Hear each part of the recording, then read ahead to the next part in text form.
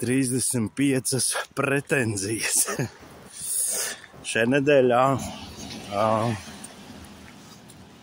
sanāca tāda sāpīgāka diskusija, kur izskanēja šāda frāze, ka pret maniem ir 35 pretenzijas. Un tas, protams, ļoti sāpīgi kaut ko tādu dzirdēt.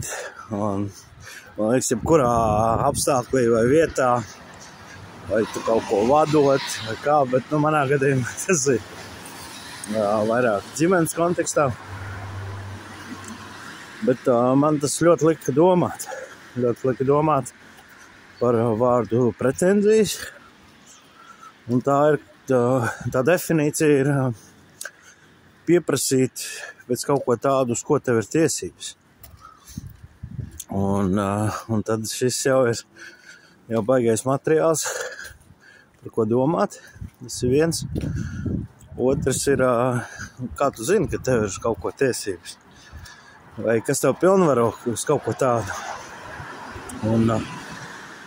Un tad es domāju arī tādā vēl taktiskajā, teiksim tā, tekošajā darbībā, ko tas īsti līdz.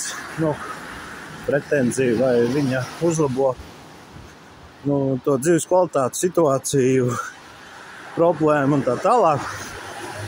Un priekš sevīm uzreiz jau, protams, meklējot risinājums, pirmais ir nevis izsaka pretenzijas, bet izsaka padomu, ieteikumu.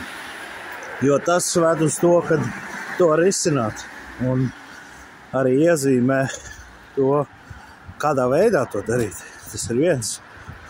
Tad pretenziju vēl ir labi, ka viņu nodefinē, nevis vienkārši nosauc skaitli, bet pasaka konkrēti tas, jo tad tas ir novēršams.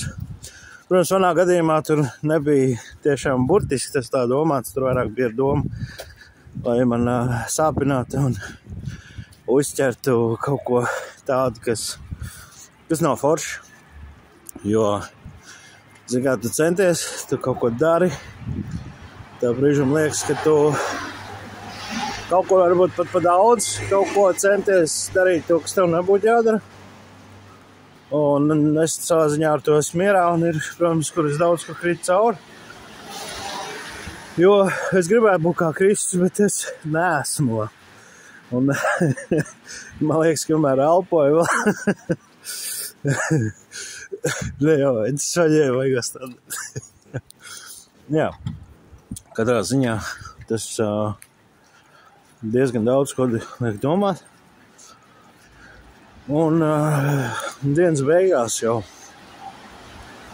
zin kā, kad es tā vēl domāju, kad izsakam mēs pretenzijas. Tas vairāk tik darīts ar domu, lai sevi attaisnot, nedarīt kaut ko, kas tev būtu jādara. Un tā kopējā situācija tā jau arī bija, bet labi, tas tā kā dzīvojam tālāk, bet šis tā baigi nosēdies un liek daudz domāt, ka cik es īstenībā varbūt pret Kristu izdara kāds pretenzijas. Protams, pret valdību un tā tālāk. Un ir, kas ir pamatots, ne pret Kristu tur nav. Tur ir vairāk nespēja saprast, kas ir labs, nespēja izlobīt, kas ir Dieva griba. Un tāpēc varbūt rodās kaut kā īsie vai nesaprašanas vai kaut kāds iekšējs konflikts. Bet dzīvē tas ir normāli. Un tad otrs, es domāju, vai vispār mums ir tiesības uz pretenzijām, kas esam Kristu. Jo, priekš es saprotu, man īsti nav tiesības kaut ko tiesāt. Man ir tiesības iekšienē, Kristu, kādas lietas vērtēt un domāt, vai ne? Draudzes kontekstā tā. Bet kopumā man nav tiesības lietot savas tiesības tiesāt. Vai terminoloģijas. Un Jo tad es esmu tas, kas tiesā tiesnesis. Un es tam nekvalificējos. Tam kvalificējās Kristus, tam kvalificējās Dievs.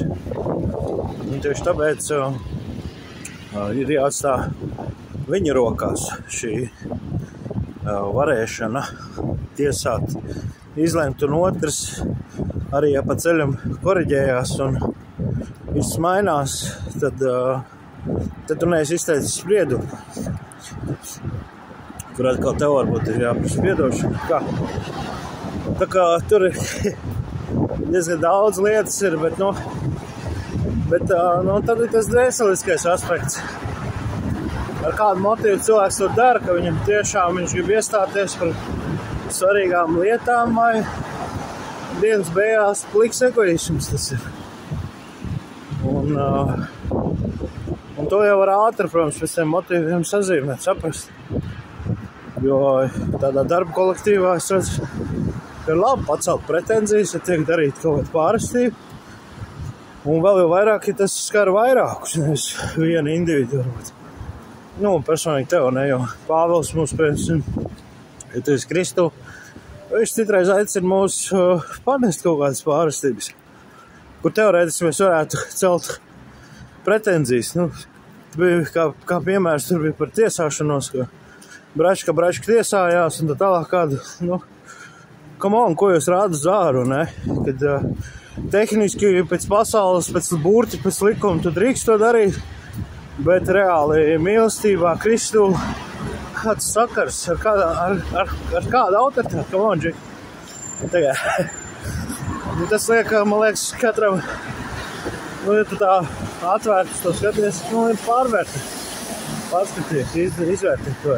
Es daru kādas lietas adekvāti vai ne, un ja ne, tad solo skriptus, tad tā ir vienīgais jēdzīgais pamats, uz ko var būvēt. Tā kā šajā nedēļā tas tāds sāpīgs. Protams, tur pēc tam es analizēju noteikti tur liela daļa mans kaut kāds egoisms, kā tu tā vari, tā kā dienas beigās. Un to egoismu jāsit krustā. Bet arī saprotu, ka jāpārskata kaut kādu savu standartu, savu komunikāciju, to, kā mani uztver ģimenē un tā tālāk. Tā kā es ceru, es svetīts. Šalom.